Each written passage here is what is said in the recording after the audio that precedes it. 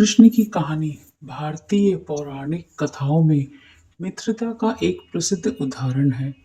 यह कहानी सुदामा नामक एक गरीब ब्राह्मण और भगवान कृष्ण के बीच अटूट प्रेम और दोस्ती को दर्शाती है। भगवान श्री कृष्ण और सुदामा गुरु संदीपनी के आश्रम में नियमित शिक्षा प्राप्त की थी। शिक्षा के दौरान उन्हें एक बार जंगल से लकड़ियां लाने का काम सौंपा गया। जब दोनों आश्रम से जंगल की ओर जा रहे थे, तब गुरु माँ ने एक पोटली में थोड़े से चने बांधकर सुदामा के हाथ में दे दिए। कहा कि यदि देर हो जाए या भूख लगे तो दोनों मिलकर खा लेना। जंगल पहुंचने के बाद लकड़ियां इकट्ठा करते समय तेज वर्षा होने लगी, जिससे उन्होंने वहीं रुकने का निर्णय लिया।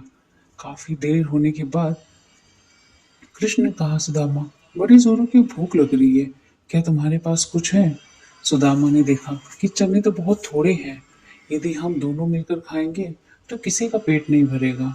तो वह मना करते हुए उन्होंने कहा कि नहीं, मेरे पास तो कुछ नहीं है, और वो अकेले ही उस चने को खा गए। जब कृष्ण ने पूछा कि दोस्त, तुम्हारे दांत बज रहे हैं? तो उन्होंने कहा, हाँ, ठंड के कारण मेरे दांत बज रहे हैं। कृष्ण सब जानते थे। उन्होंने मुस्कुराया और फिर मौसम सही होते ही दोनों गुरुकुल वापस आ गए। धीरे धीरे समय बीतता गया और दोनों की शिक्षा पूरी हुई। दोनों अपने अपने जीवन में व्यस्त हो गए। भगवान श्री कृष्ण द्वारका के राजा बन गए, वहीं सुदामा अपने गांव में अपना जीवन गरीबी में बिता रहे थे। एक दिन सुदामा की पत्नी ने श्री कृष्ण से मिलने के लिए सुदामा से आग्रह किया कि वे आपके दोस्त हैं और द्वारका के राजा, वो आपको जरूर समझेंगे, आप एक बार उनसे मिलिए।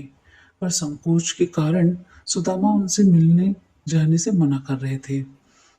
पर बार बार आग्रह करने पर सुदामा तैयार हो गई।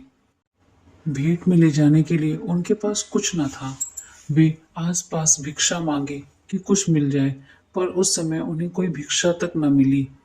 फिर उन्होंने अपने घर में देखा तो थोड़ी सी मुट्ठी भर चावल उनके पास रखे हुए थे। उनकी पत्नी ने उसी के कपड़े में बांधकर कहा, ये अपने मित्र को भेंट स्वरूप दे देना। सुदामा उन्हीं चावल को लेकर द्वारका पहुंचे।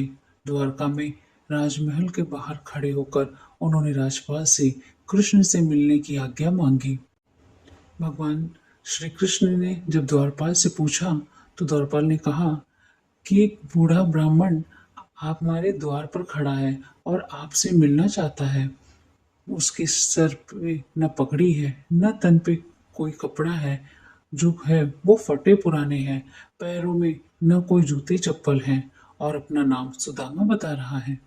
भगवान ने सुदामा शब्द सुनते ही, वो जिस स्थिति में थे, भागे दौड़े चले आए और उन्होंने आते ही सुदामा को गले लगा लिया। उनकी दयनीय स्थिति देखकर भगवान को बड़ा दुख हुआ और वे अपने आंसुओं से ही उनके चरण धो दिए। उन्हें अपने राज सिंहासन पर बैठाया और उनके पैर धुले गए। उनके पैरों में लगे कांटों को उन्होंने अपने मुंह से निकाला। उन्हें भोजन कराया, नए वस्त्र पहनाए, और जब श्री कृष्ण ने अपनी भेंट मांगी तो सुदामा को संकोच होने लगा। वे वह पोटली छिपाने लगे। श्री कृष्ण ने उस पोटली को देखा और उसे ले लिया। लेकर जैसे ही उन्होंने उस पोटली से पहली मुट्ठी खाई, उन्होंने स्वर्ग का सारा सुख अपने दोस्त के नाम कर दिया, विप्र को सौंप दिया। तीसरी मुट्ठी में भगवान अपना परम धाम भी अपने मित्र को देना चाहते थे, किंतु माँ लक्ष्मी ने इशारे से उन्हें रोक दिया।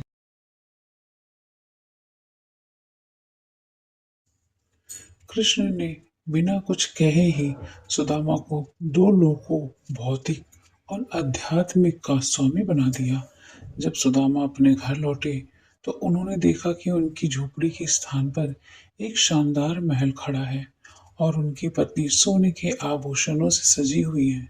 इस प्रकार कृष्ण ने अपने मित्र सुदामा की गरीबी को दूर किया और उन्हें अपार धन और वैभव प्रदान किया। यह कहानी मित्रता, प्रेम और निस्वार्थ सेवा का एक उत्कृष्ट उदाहरण है।